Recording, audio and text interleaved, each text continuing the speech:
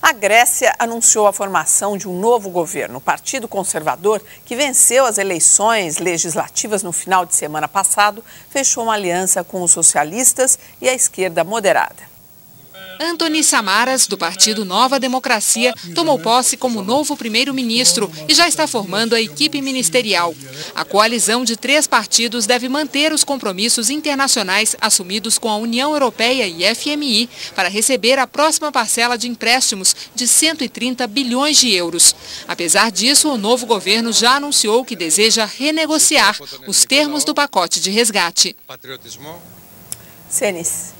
Olha, Polly, aí aconteceram 2 coisas importantes. Primeiro foi a pressão aí dos países europeus sobre a Grécia e que teve um desfecho interessante na reunião do G20 financeiro no México, quando teve um certo entendimento, acho que puxado pelo Hollande, o presidente francês, de que existia finalmente um consenso de que era necessário para sair da crise europeia um ajuste fiscal combinado com crescimento. Isso ele arrancou até um apoio do Obama nessa ideia, botou a Merkel, a primeira-ministra alemã, um pouco na defensiva, ficou mais ou menos claro. Isso de um lado. Mas você acha que o Bloco estaria aberto para essa negociação? Então, que ele claramente, quer fazer? Exatamente. Então, primeiro, o Bloco sinalizou claramente isso. Nós vamos atenuar um pouco as exigências da questão de rigor fiscal em troca de uma combinação de algum arranjo fiscal com fomento, políticas de fomento. Isso foi claramente a notícia.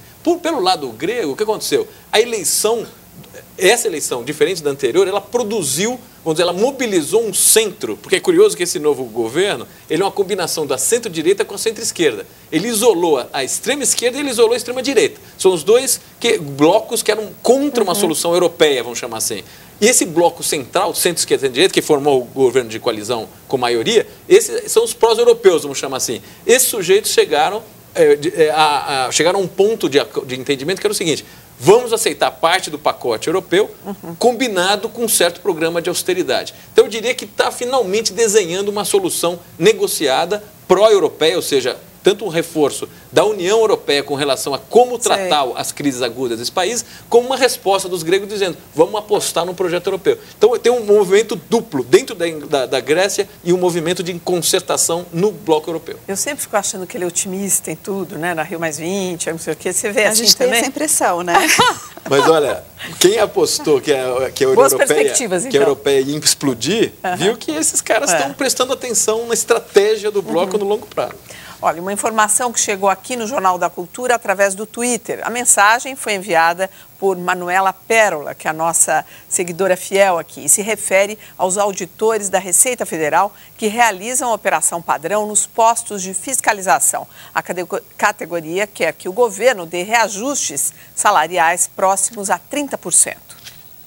Segundo o Sindicato dos Auditores da Receita, praticamente todos os 11.500 fiscais de todo o país aderiram à Operação Padrão. Desses, cerca de 2.400 trabalham nas zonas aduaneiras, em portos, aeroportos e regiões de fronteira.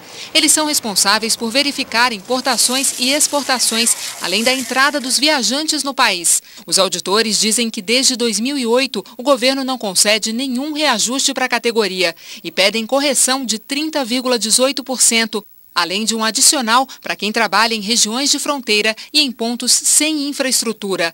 A Receita Federal não quis falar sobre a operação padrão dos servidores. Por telefone, conversamos com o professor de Economia Internacional da Fundação Getúlio Vargas, Evaldo Alves.